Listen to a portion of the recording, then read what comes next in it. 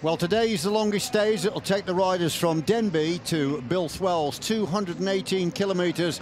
There are 3 tough climbs along the way. It is going to be a very, very unforgiving stage. Julien Vermont is still in the yellow jersey with a 6-second advantage over Stephen Cummings. A nice sunny day for all the riders. 121 riders set off today. Only one non-starter, the Italian champion Giacomo Nizzolo. Well, immediately attacks forming here at the front as riders trying to go clear. They wanted to try and set themselves up for a more easy ride off the front of the peloton.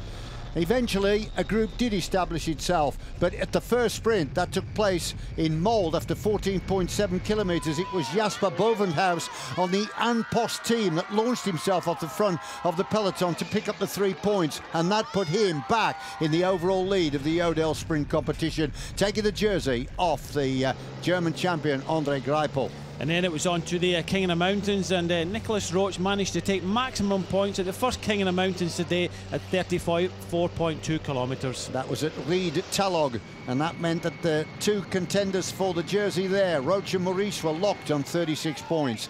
When we got to the second climb of the day at Builth Wells, a group of 4 riders were in the lead. This was the group that had established themselves: Rob Partridge, Matt Holmes, Alessandro Tonelli and Miguel Benito.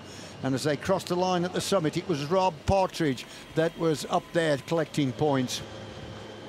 So then we came into the second sprint of the day. Voyle and Tonelli taking the maximum points from Holmes, from Partridge, with the peloton led now by Dimension Data and Ethics Quickstep.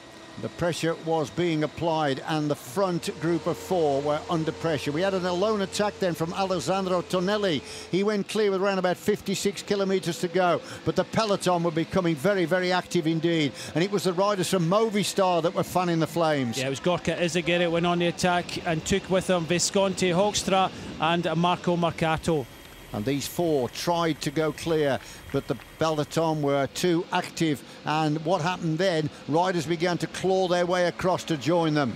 So it was all coming back together, and then we got to the attack from NFTO, and that was Jonathan McAvoy. Yeah, Johnny McAvoy tried to go clear, but his breakaway was not maintained for very long. But then it was Jack Bauer from New Zealand riding on the Cannondale team that tried to go away. So it was constant attacks all the way into the finish as Nicholas Roach was waving at others to try and go on the attack. Then there was a lone attack by Joachim Hoekstra of Giant, the rangy figure, the Dutchman that tried to go clear. Unfortunately, the terrain had seen Mark Cavendish detached from the peloton at the back, but at the front the action was all on, with Lotto NL Jumbo and Lotto Soudal trying to set it up for the sprint at the end for Greipel. So into the final sprint at Newbridge-on-Wye, and it was Tony Gallopin that takes a precious 3 seconds, ISO in second, with Scott in third.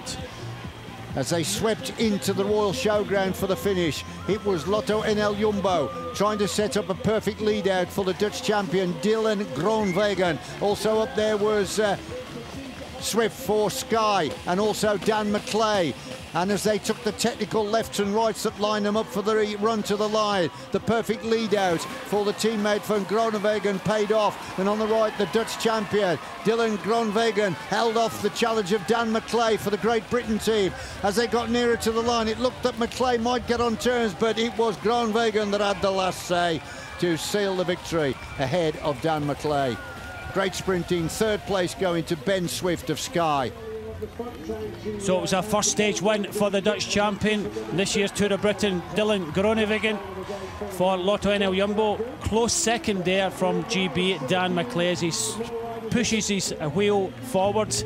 He misses out by a wheel's length. A good third place by Ben Swift, which moves him up in the overall classification with a 4-second bonus. So Groenewegen getting the stage victory, the yellow jersey also well up. There it was confirmed on the photograph, just over a wheel was the difference. And on the stage getting the winner's prize was the Dutchman Groenewegen. Great sprinting by him to nail the hard stage from Denbigh to Builth Wells. Confirmation of the stage then: Groenewegen, the Dutch champion, the winner from Dan McClay. Ben Swift coming in third place. The yellow jersey still on the shoulders of Julien Vermont. Overall standings: Vermont leading by 6 seconds from Cummings, Swift third at 1 minute and 3.